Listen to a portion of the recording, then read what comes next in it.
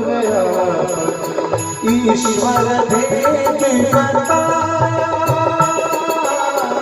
ईश्वर भेद बताया। ब्रह्मानंद सत्य के सबको, ब्रह्मानंद सत्य के सबको यह परिणाम दिखाया। से नरसिंह रूप बनाया, नरसिंह रूप।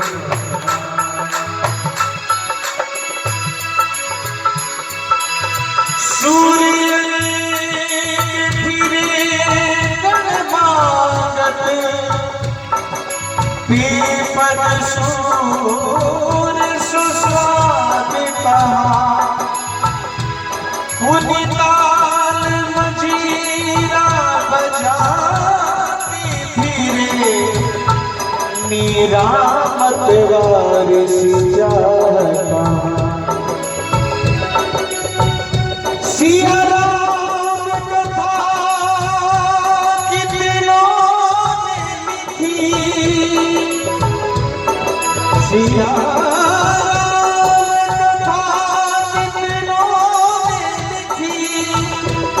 तुलसी जैसी मर्यादा। नरसिंह बसे प्रतिकंबन में, पर कानन को प्रहलाद का।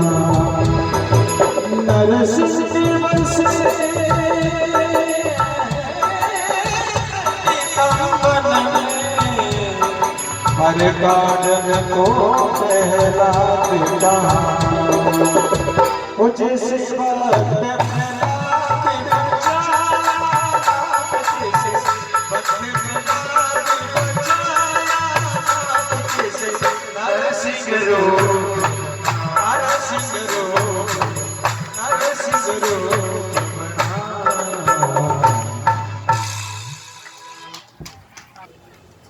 बोलिए आनंद कंद भगवान की। भूल गए क्या या सो गए? बोलिए भक्त वत्सल भगवान की। भगवान ऐसा अद्भुत रूप बना करके प्रकट हुए हैं। ससत्वमेनं परितोपि पश्यन् स्तंभस्य मध्यादनु निर्जिहान। जिस समय हिरण्यकशिपु शब्द करने वाले को इधर उधर खोज रहा था, उसी समय खंबे के भीतर से एक अद्भुत प्राणी खंबे को फाड़ता हुआ बाहर आया। अहो, यह ना तो मनुष्य है और ना पशु है, फिर यह नृसिंह के रूप में कौन सा अलौकिक जीव है। दाढ़े बड़ी विकराल थी, तलवार के समान लपलपाती, छुरे के धार के समान तीखी जीभ थी। टेढ़ी भौं से उनका मुख और भी दारुण हो रहा था। कान निश्चल एवं ऊपर की ओर उठे हुए थे। फूली हुई नासिका और खुला हुआ मुंह पहाड़ की गुफा के समान अद्भुत जान पड़ता था। भगवान का विशाल शरीर स्वर्ग को स्पर्श कर रहा था। गर्दन कुछ नाटी और मोटी थी, छाती चौड़ी, कमर बहुत पतली थी। चंद्रमा की किरणों के समान सफेद रोएं सारे शरीर पर चमक रहे थे। चारों ओर सैकड़ों भुजाएं फैली हुई थी, जिनके बड़े बड़े नख आयुध का काम देते थे। भगवान बहुत देर तक इस प्रकार से देखा। भगवान ने कि सामने हिरण्यकशिपु खड़ा है। भगवान उसके पास में गए। हिरण्यकशिपु ने भगवान को देख करके बड़ी तेजी से अपने गदा को घुमाया और भगवान के ऊपर। भाई राक्षस है, आसानी से मरने वाला नहीं है, उसको मारने के लिए बहुत पापड़ बेलने पड़ेंगे। जैसे उसने गदा घुमाकर भगवान नरसिंह के ऊपर फेंकी, भगवान ने उसको बड़े ही आराम से पकड़ लिया। जैसे गरुड़ सांप को पकड़ लेता है, इसी प्रकार भगवान ने खेल खेल में हिरण्यकशिपु को पकड़ लिया। और जैसे ही पकड़ा तो भगवान ने अभी अपने बल का पूरा प्रयोग नहीं किया, हिरण्यकशिपु भांति भांति से उछल उछल करके, पैतरे दिखा दिखा करके तलवार को चलाने लगा। देवताओं ने प्रार्थना की, प्रभु इसका जल्दी ही उद्धार कर दो। भगवान ने उसको पकड़ा और खींच करके दरवाजे पे ले आए। दहली पे आए प्रभु, दहली पे खुद बैठे और अपनी गोद में हिरण्यकशिपु को सुला लिया। हिरण्यकशिपु हंसने लगा और कहने लगा कि मैं मरूंगा नहीं। भगवान बोले, क्यों नहीं मरोगे भाई? बोले, मैंने वरदान लिया है, ना बाहर मरूं ना भीतर, बात ना करो।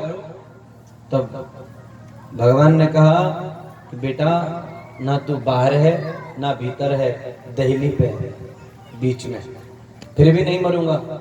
ना ऊपर मरूं ना नीचे। भगवान बोले, मूर्ख, ना तू ऊपर है ना तो नीचे है, तू बीच में गोद में है मेरी, फिर भी नहीं मरूंगा। ना दिन में मरूं ना रात में। भगवान बोले, ना दिन है ना रात है, ये संध्या कालीन वेला है, दोनों समय मिल रहे हैं, फिर भी नहीं मरूंगा। क्यों नहीं मरोगे? बोले, 12 महीनों में एक भी महीने मरना नहीं चाहता मैं। वरदान मिला है कि 12 महीनों में नहीं मरूंगा। भगवान बोले, इसीलिए मैंने ये 13वां महीना बनाया है, अधिक मास, पुरुषोत्तम मास, फिर भी नहीं मरूंगा। क्यों? बोले, ना मनुष्य से मरूं ना जानवर से मरूं। भगवान बोले, ना मनुष्य से मरेगा ना जानवर से मरेगा। मेरे को देख ले, ना मैं मनुष्य हूं ना मैं जानवर हूं, मैं आधा मनुष्य हूं और आधा जानवर हूं। फिर बोला, फिर भी नहीं मरूंगा। क्यों? बोले, मैंने वरदान मांगा था कि ना अस्त्र से मरूं ना शस्त्र से मरूं।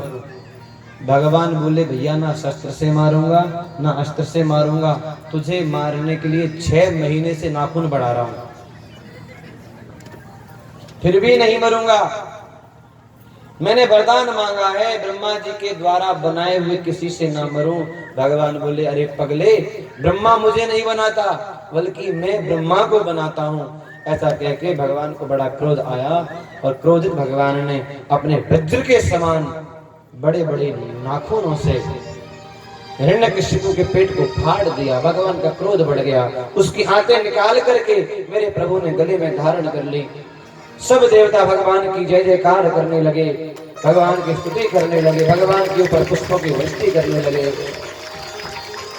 उसी समय ब्रह्मा, इंद्र, शंकर, देवता, ऋषि, पितर, सिद्ध, विद्याधर, महानाग, मनु, प्रजापति, गंधर्व, अप्सराएं, चारण, यक्ष, किंपुरुष, बेताल, सिद्ध, किन्नर, सुनंद, कुमुद आदि बड़े बड़े पार्षद आए और बहुत सुंदर सुंदर शब्दों में भगवान की स्तुति करने लगे। लेकिन भगवान का क्रोध शांत नहीं हुआ। मैंने अभी जिनका भी नाम लिया है ना, इन सब ने स्तुति की, लेकिन किसी की भी हिम्मत नहीं पड़ी एक श्लोक के अलावा दूसरा श्लोक बोल सके। सबने भयभीत होकर, ब्रह्मा जी ने, रुद्र ने, इंद्र ने एक एक श्लोक गाया। ऋषियों ने, पितरों ने, सिद्धों ने, विद्याधरों ने, नागों ने, मनुष्यों ने, प्रजापतियों ने, गंधर्वों ने, चारणों ने, यक्षों ने, किम पुरुषों ने, सबने एक एक श्लोक में भगवान की स्तुति की है। पर भगवान का क्रोध शांत नहीं हुआ। सारे 33 करोड़ देवी देवता एक तरफ हाथ जोड़ के खड़े हैं। तो ऋषि मुनि सब प्रार्थना करते हैं, प्रभु अब शांत हो जाइए। लेकिन महाराज भगवान का ऐसा विशाल रूप है, दहाड़ मारते हैं, उसकी गर्जना से त्रिलोकी कांप जाता है। नारद जी ने देखा कि भगवान का क्रोध शांत करने का क्या उपाय है। श्री नारद जी महाराज ने बैकुंठ की तरफ प्रस्थान किया। बैकुंठ में जाके लक्ष्मी जी से कहा कि माता जी, आज आपके स्वामी बड़े क्रोधित हैं। लक्ष्मी जी बोले, नहीं, मेरे स्वामी तो शांताकारं भुजगशयनं पद्मनाभं सुरेशम। मेरे स्वामी बड़े शांत स्वभाव के हैं, उनको कभी क्रोध रोध नहीं आता। बोले, चल के देखो तो सही। लक्ष्मी जी ने सुंदर श्रृंगार किया, 16 श्रृंगार करके,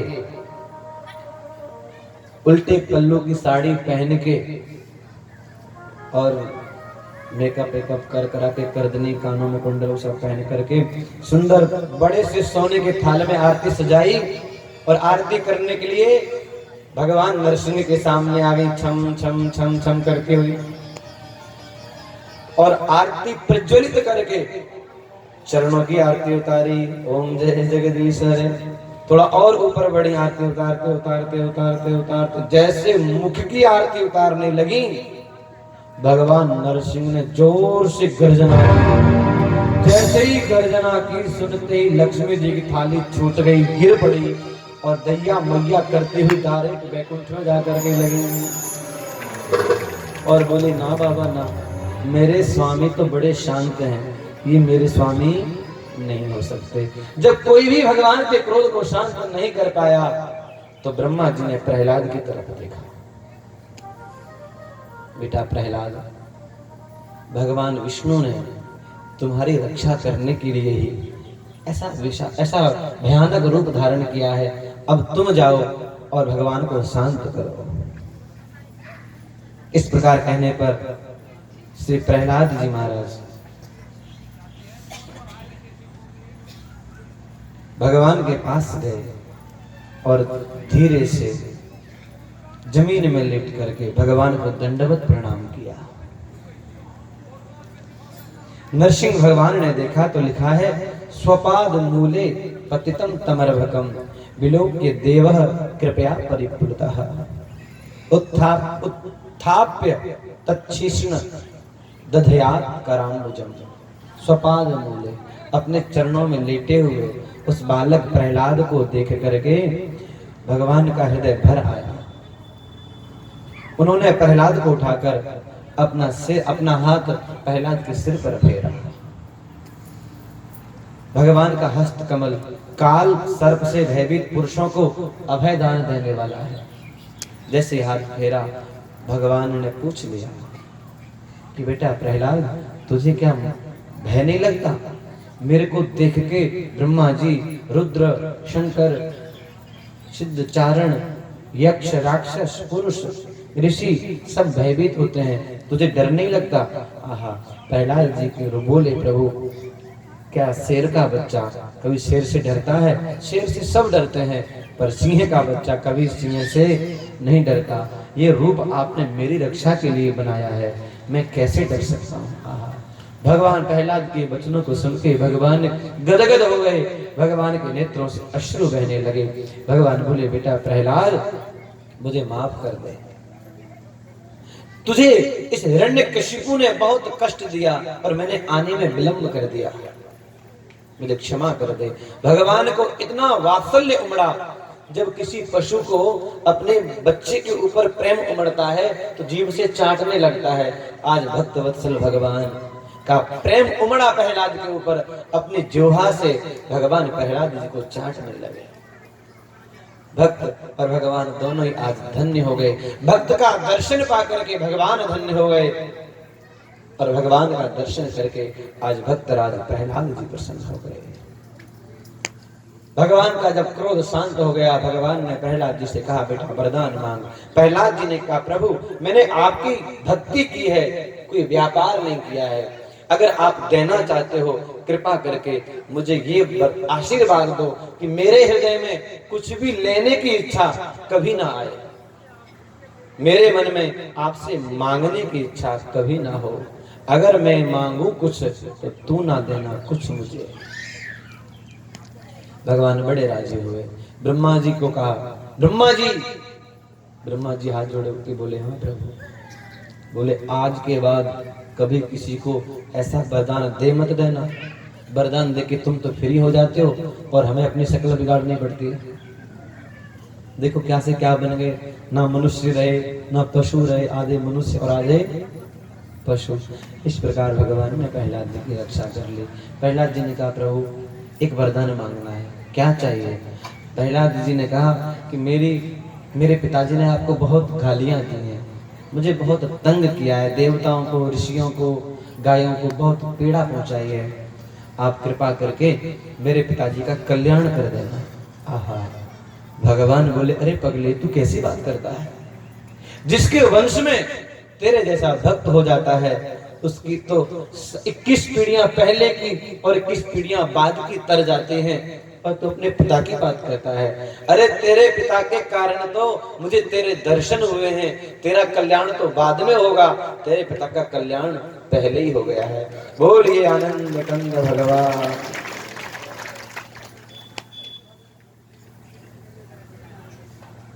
भगवान आगे बढ़े हैं और सिंहासन पर आज सबसे पहले भगवान विराजे। तत्पश्चात सिंहासन को पवित्र करके प्रहलाद जी को बैठाया और प्रहलाद जी से कहा कि बेटा जब तक तुम्हारा मन हो तब तक राज्य करो, अंत में तपस्या करते हुए मेरे धाम को ही चले आना। बोलिए आनंद कंद भगवान की। इस प्रकार से श्री सुखदेव जी महाराज राजा परीक्षित को भगवान की नाना प्रकार की मधुर मधुर कथाएं सुना रहे हैं। देखो आज भगवान का जन्म होगा कि नहीं? जोर से बोलिए ना। अब बताओ, किसी के घर में कोई बच्चा होने वाला होता है तो कोई जल्दबाजी करता है क्या? धैर्य रखते हैं भाई, आराम से हो जाए, कोई पीड़ा ना हो। तो आज भगवान आने वाले हैं तो अपने को जल्दबाजी करनी चाहिए क्या? अगर थोड़ा समय लेट हो जाए तो किसी को परेशानी है क्या? नहीं है ना। वैसे जन्माष्टमी के अनुसार देखा जाए तो भगवान कितने बजे आए थे? अपने 11 बज जाए तो कोई परेशानी है? बोलिए आनंद कंद भगवान की।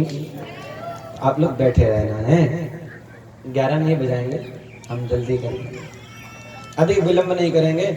देखो यहाँ पे बैठ करके अपने भगवान की चर्चा कर रहे हैं।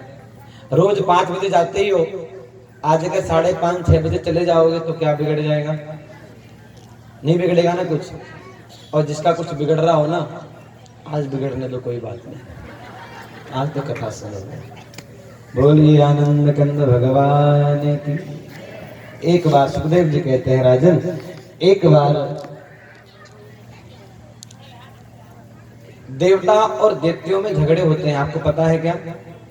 देवताओं में और दैत्यों में निरंतर झगड़े होते ही रहते हैं। देवता चाहते हैं हम जीते, दैत्य चाहते हैं हम जीते। एक दिन श्री दुर्वासा जी महाराज भगवान के धाम गए। ध्यान से सुनिएगा। दुर्वासा जी कहाँ गए? भगवान के धाम में। जैसे ही भगवान के धाम में पहुंचे, भगवान ने एक अपने गले की माला दुर्वासा जी को पहना दी। दुर्वासा जी ने माला पहनी और माला पहन करके वापस आ रहे थे। स्वर्ग से, बच्चों को बोलो बात ना करें, स्वर्ग से आते समय बीच में इंद्र मिल गया। दुर्वासा जी ने वो माला इंद्र को पहना। इंद्र ने जैसे ही वो माला पहनी, उतार करके इंद्र ने वो माला ऐरावत हाथी को पहना दी। दुर्वासा जी आगे निकल गए, पीछे से उस हाथी ने उस माला को अपने सूंड से निकाल करके पैरों में डाल दिया, कुचल दिया। दुर्वासा जी ने सोचा पीछे मुड़ के देखो तो सही, इंद्र माला पहन के कैसे लग रहा है। देखा रही तो पैरों में पड़ी है माला। दुर्वासा जी को क्रोध आ गया। दुर्वासा जी ने कहा, जाओ इंद्र, तुम्हें इतना अभिमान है, हम श्राप देते हैं, तुम श्रीहीन हो जाओ, लक्ष्मीहीन हो जाओ। तो महाराज दुर्वासा जी को श्राप लगते ही इंद्र श्रीहीन हो गए। श्री सुखदेव जी महाराज राजा परीक्षित को अनेक अनेक कल्पों की कथा सुनाते हैं। अलग अलग मनवंतरों में भगवान अलग अलग अवतार लेकर के अलग अलग लीलाएं करते हैं। एक मनवंतर में भगवान ने गजेंद्र की रक्षा की है। किससे? ग्राह से। एक मगरमच्छ से एक हाथी को भगवान ने बचाया एक मनवंतर में। परीक्षित ने कहा, महाराज ये चरित्र थोड़ा विस्तार से सुनाओ। किस मनवंतर में भगवान ने कैसे ग्राह से गजेंद्र को बचाया? तब श्री सुखदेव जी महाराज कहते हैं, आसीद गिरवरो राजन त्रिकूटः इति विश्रुतः। सुखदेव जी कहते हैं, राजन क्षीर सागर में त्रिकूट नामक एक पर्वत है जो 10,000 योजन लंबा, 10,000 योजन चौड़ा है।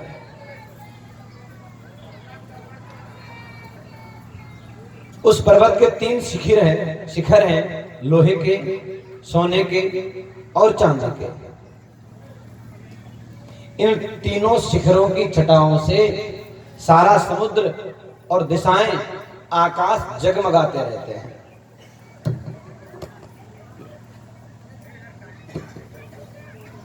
इस वन में नाना प्रकार के वृक्ष हैं। इस वन में, इस घनघोर जंगल में एक हाथी रहता है जिसका नाम है गजेंद्र। एक गजेंद्र है, इसकी बहुत सारी पत्नियां हैं और यह बड़े बड़े हाथियों का सरदार है। इस एक हाथी में 10,000 हाथियों के बराबर बल है। बड़ा ही शूरवीर है। एक दिन वह हाथी पर्वतों पे, नदियों में, जंगलों में विहार करते करते, घूमते घूमते घूमते घूमते थक गया, प्यास लगी। अपनी हथनियों और बच्चों के साथ में पानी पीने के लिए एक सरोवर के किनारे गया। सरोवर के अंदर घुस गया, पानी पिया। पानी पीने के पश्चात अपने सूंड में जल भर भर के अपनी हथनियों के ऊपर डालने लगा। हथनियां भी अपनी सूंड में जल भर के हाथी के ऊपर डालने लगी। बहुत समय तक विहार करने लगे। विहार करने से हाथी की थकान दूर हो गई, लेकिन वो भूल गया कि अब मेरे सिर पर मेरा काल मंडरा रहा है। उसी जल में निवास करने वाला एक विशालकाय मगरमच्छ ग्राह धीरे धीरे आया और उसने उस गजेंद्र के पैर को पकड़ लिया। पहले तो गजेंद्र ने ध्यान नहीं दिया, सोचा कि छोटा मोटा प्राणी होगा, लेकिन जब देखा कि ये तो मुझे जल के अंदर खींच करके ले जा रहा है, व्याकुल हो गया, छटपटाने लगा और बड़ी शक्ति से इसने अपना पैर छुड़ाने का प्रयास किया। बहुत चेष्टा करने के बाद भी अपने पैर को छुड़ा नहीं सका। दूसरे हाथी, हथनियों और उनके बच्चों ने भी सूंड में सूंड बांध करके खींचने का प्रयास किया, लेकिन कोई भी उसे बाहर ना निकाल सका। सुखदेव जी कहते हैं, राजन, गजेंद्र और ग्राह अपनी अपनी पूरी शक्ति लगाकर भिड़े थे। कभी गजेंद्र ग्राह को बाहर खींच कर लेकर के आता, तो कभी ग्राह गजेंद्र को भीतर खींच कर के ले जाता। लिखा है, इस प्रकार बाहर भीतर होते होते 1000 वर्ष बीत गए। हथनियों ने देखा कि हमारे स्वामी तो बचने वाले हैं नहीं, जब ये बचेंगे ही नहीं तो हमारे किस काम के। हथनियां और बच्चे छोड़ करके चले गए। गजेंद्र ने कहा, अरे तुम तो मेरी पत्नियां हो, तुम मुझे इस आपत्ति में छोड़ के कहां जाती हो? कोई ना रुका। इस संसार के लोगों की रिवाज है, सुख में तेरे साथ चलेंगे, दुख में मुख मोड़ेंगे, दुनिया वाले तेरा बनके तेरा दिल तोड़ेंगे। सुख में तेरे साथ चलेंगे, दुख में मुख मोड़ेंगे, देते हैं भगवान को धोखा, हमको क्या छोड़ेंगे। सारे हथनियां और बच्चे चले गए। गजेंद्र व्याकुल हो गया। अब मन में आया कि अब मुझे कौन बचाएगा। गजेंद्र ने सोचा, नैमामि में ज्ञात आतुरं गजा। गजेंद्र सोचता है, यह ग्राह विधाता की फांसी है, इसमें फंसकर मैं आतुर हो रहा हूं।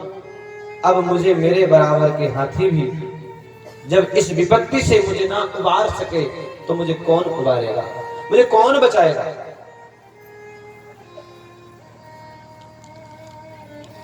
गजेंद्र कहने लगा, देखो तो आज से पूर्व मेरे डर के कारण सारा वन, सारा जंगल कांपता था, इसमें रहने वाले प्राणी भयभीत होते थे, लेकिन आज मैं इस गजेंद्र ग्राह के चंगुल में ऐसा फंसा हूं कि खुद मैं अपने प्राणों की भिक्षा मांग रहा हूं कि कोई मुझे बचा जाए।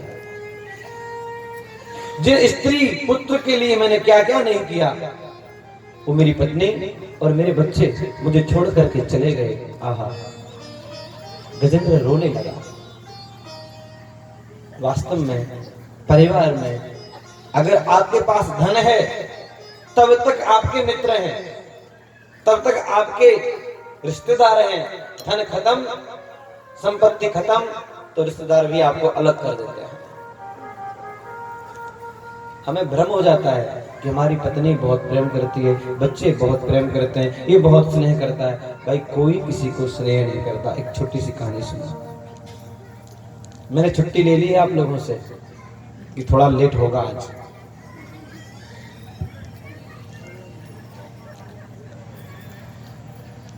एक गृहस्थी था, उससे महात्मा ने कहा भैया भजन किया करो। उसने कहा महाराज जी भजन तो करूं, लेकिन मेरे घर में केवल मेरी एक पत्नी है, वो बहुत प्रेम करती है।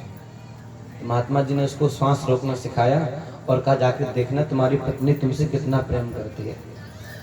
वो घर पे आया, पत्नी से कहा कि आज लड्डू बनाओ, पूड़ी बनाओ, खीर बनाओ, जलेबी बनाओ, कचौड़ी बनाओ, समोसा बनाओ, बढ़िया सब्जी बनाओ, दाल बनाओ, जो जो आता सब बना दो, क्योंकि 9 दिन मिले कथा के, तो जितना आता 2-2 बनाओ, 3-3 बनाओ।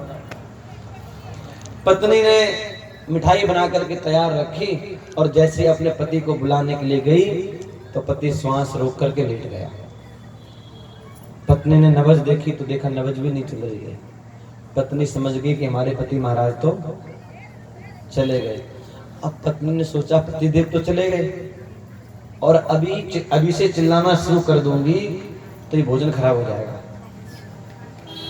ये भोजन खराब हो जाएगा, तो क्या करूं। पहले देखा उसने कि इसमें खराब होने वाली कौन कौन सी चीज है। सब्जी, कचौड़ी, पकौड़ी, समोसा, पूड़ी, और देखा रसगुल्ला, जलेबी जल्दी खत्म नहीं, खराब नहीं होती। तो उसने महाराज पहले सब्जी खाई, खीर खाई, कचौड़ी खाई, पकौड़ी, पराठे सब खा के जब पेट भर गया तो उसने लड्डू और जलेबी छुपा के रख दिए। जब पूरा पेट भर गया तब दरवाजे खोल करके रोने लगी, हाय मेरे पति चले गए, कोई तो आकर के मुझे बचाओ, मेरा क्या होगा, मेरा सब कुछ छिन गया, मेरे जीवन के आधार मेरे पति थे, अब वो भी चले गए, अब मैं क्या करूंगी। लोग दौड़े दौड़े आए, क्या हुआ क्या हुआ, कैसे। बोले ऐसे ऐसे बनाने के लिए कहा था, मैं तो बना करके आई और ये चले गए, अब मैं क्या करूं। स्वामी स्वर्ग सिधार गया, कोई मने भी आंको। पति उठ करके बैठ गया और बोला थोड़ा लडुआ और जलेबी भी चाखो, वो जो लडुआ जलेबी बच गया है उसको भी खा लो। और उस समय उसकी ममता टूट गई और वो भजन करने के लिए चला गया। आज गजेंद्र रोने लगा कि मेरा कोई रक्षक नहीं है, मेरे को कोई बचाने वाला नहीं। जब देखा गजेंद्र ने अब कोई मेरा सहारा नहीं है, मुझे कोई बचाने वाला नहीं है, तब याद आया कि हारे का सहारा कौन है। हारे के सहारा भगवान कृष्ण है। सहारा वही बन सकता है जो प्रकृति से पहले था और प्रकृति के बाद में रहेगा। जिसको आए हुए 500-5000 वर्ष हुए हैं, वो हमारा सहारा नहीं बन सकता। बोलिए आनंद कंद भगवान की। गजेंद्र को दुख हुआ और देखा अब बचूंगा नहीं, तो बचने का एकमात्र उपाय भगवान की शरणागति दिखाई दी। एक कमल के पुष्प को सूंड में उठाया और भगवान की तरफ ऊपर करके कहा, तस्मै नमः परेशाय ब्रह्मणेऽनंत शक्तये अरूपायोरुरूपाय नमः आश्चर्य कर्मणे। श्री कृष्ण गोविंद हरे मुरारे हे नाथ नारायण वासुदेवा। नमः आत्म प्रदीपाय साक्षिणे परमात्मने नमो गिरां विदूराय मनश्चेतसामपि। श्री कृष्ण गोविंद हरे मुरारे हे नाथ नारायण वासुदेवा। ओ नमः शांताय घोराय मूढ़ाय गुणधर्मिणे निर्विशेषाय साम्याय नमो ज्ञानघनाय च। श्री कृष्ण गोविंद हरे मुरारे हे नाथ नारायण वासुदेवा। श्री कृष्ण गोविंद हरे मुरारे हे नाथ नारायण वासुदेवा। श्री कृष्ण गोविंद हरे मुरारे हे नाथ नारायण वासुदेवा। गजेंद्र ने क्या कहा? तस्मै नमः परेशाय। उन्हीं अनंत शक्तिमान सर्वेश्वर्य संपन्न परम ब्रह्म परमात्मा को मैं नमस्कार करता हूँ। वे अरूप होने पर भी बहुरूप धारण करके अत्यंत आश्चर्यमय है। मैं उनके चरणों में नमस्कार करता हूँ जो सत्व रज और तम इन तीनों गुणों को स्वीकार करके शांत घोर और मूढ़ अवस्था भी धारण करते हैं। उन भेद रहित समभाव में स्थित एवं ज्ञान घन प्रभु को मैं बार बार नमस्कार करता हूँ। जो जगत का स्वामी है, जगत का पालन करने वाला है, जगत को बनाने वाला है, जगत की रक्षा करने वाला है, वो परमात्मा मेरी भी रक्षा करे। आकाश में देवता खड़े हैं, इंद्र खड़े हैं, वरुण खड़े हैं, कुबेर खड़े हैं, विश्वकर्मा खड़े हैं, ब्रह्मा जी खड़े हैं, शंकर जी खड़े हैं, लेकिन बचाने कोई नहीं आया। क्यों? गजेंद्र प्रार्थना कर रहा है तो प्रार्थना में नाम नहीं लिया। ये नहीं कहा कि विष्णु आओ, कृष्ण आओ, ब्रह्मा आओ, शंकर आओ, नाम किसी का नहीं लिया। केवल विशेषताएं बताई। जो विशेषताएं बताई वो विशेषताएं केवल भगवान के अंदर थी। भगवान का हृदय व्याकुल हो गया। भगवान दौड़ पड़े। लक्ष्मी जी ने पूछा कहां जा रहे हो? तो भगवान क्या बोले? हाँ ठीक कहना था, लेकिन हाँ कहते ही भगवान नीचे आ गए। सुनेरी मैंने निर्मल केवल राम, निर्मल भय गजराज पुकार्यो, आयो आधे नाम। लक्ष्मी जी ने पूछा कहां जा रहे हो?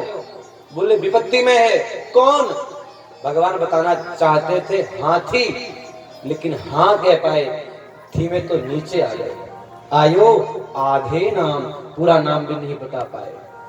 गरुड़ पे सवार होकर के भगवान बड़ी तीव्र गति से गजेंद्र की रक्षा करने के लिए आ रहे हैं। आज गजेंद्र ने इतने व्याकुल होकर के पुकारा कि भगवान भी व्याकुल हो गए। आज मेरे प्रभु को गजेंद्र की गति भी कम लगने लगी। गजेंद्र से गरुड़ की गति भी कम लगने लगी।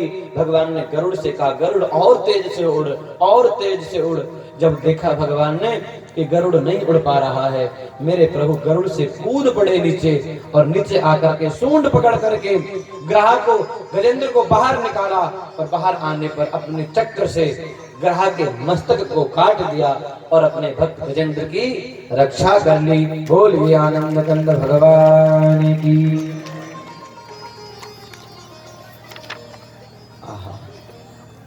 एक कितनी बड़ी घटना घटी।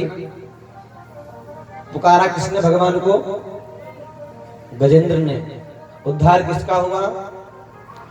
ग्राह का। इसका मतलब ये हुआ कि जो भक्त अपना उद्धार चाहता हो वो अगर भगवान के भक्तों के चरण पकड़ ले तो उसका उद्धार अपने आप ही हो जाता है। बोलिए भक्त वत्सल भगवान की। ये गजेंद्र पिछले जन्म में इंद्रद्युम्न नाम का राजा था। राजपाट छोड़ के तपस्या करने के लिए बैठा। अगस्त जी ने देखा, क्रोध आ गया। अगस्त जी ने कहा अरे मूर्ख, राजपाट छोड़ के तपस्या करता है, जड़ के समान बैठा है, जा हाथी हो जा। प्रार्थना की तो ऋषि ने कहा भगवान के दर्शनों की चिंता मत कर। और ये जो ग्राह है मगरमच्छ, ये हुहू नाम का गंधर्व है। किस नाम का? ये देवताओं के मनोरंजन करने वाले होते हैं। जैसे अपने यहाँ पे भी होते हैं ना कि कॉमेडी करने वाले, ऐसे देवताओं के भी होते हैं गंधर्व। इनके नाम ही होते हैं, किसी का नाम हु, किसी का नाम हा। तो ये हु नाम का गंधर्व एक बार एक ऋषि नदी में खड़े होकर के भगवान का ध्यान कर रहे थे। ये गंधर्व नीचे नीचे गया और ऋषि के पैर को पकड़ लिया। ऋषि ने सोचा किसी मगरमच्छ ने पकड़ लिया, जोर से चिल्लाए, अरे बचाओ बचाओ, मगरमच्छ ने मेरा पैर पकड़ा। ये बाहर निकला और बोला, महाराज जी डरा दिया ना। महात्मा जी बोले, हे भगवान, तुम्हारे लिए मजाक हो गया, विनोद हो गया, हमारे तो प्राणों पे आ बनी थी।